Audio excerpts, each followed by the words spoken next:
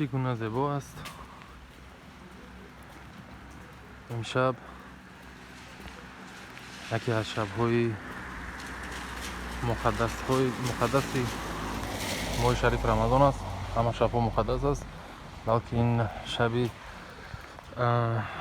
توقی یکی از شب‌های توقی آخرین دهه رمضان است و خیلی هم بزرگ، خیلی هم بر هوا باران شمالک خیلی فورم است و میخوام بگویم که نگاه نکرده به دشواری در حیات، نگاه نکرده به آن تنقیسی هایی که ما در حیات میکشیم، حسن انا همین طور شبها، انا همین طور روزها که ما تنها با زیبایی حیات، تنها با آن چیزی که خداوند آفریده است میمونیم، با اون زیبایی های حیات تنها میمونیم و تفکر میکنیم.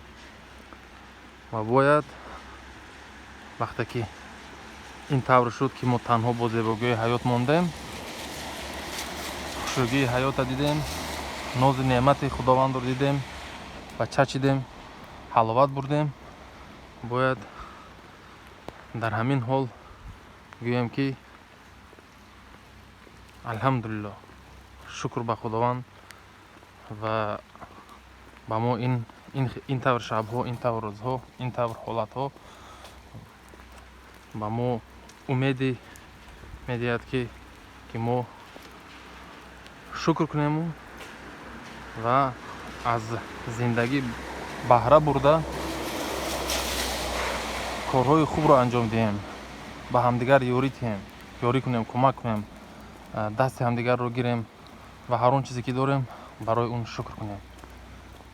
بنابراین خواستم این باران و این شمال و این سبزه، این هوای فورمی که فضای خوب میدهد، این حال در درون همین چی هستم، خواستم شکر و گویم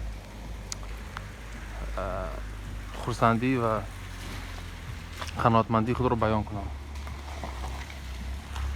تشکر زیاد. تا بازدید.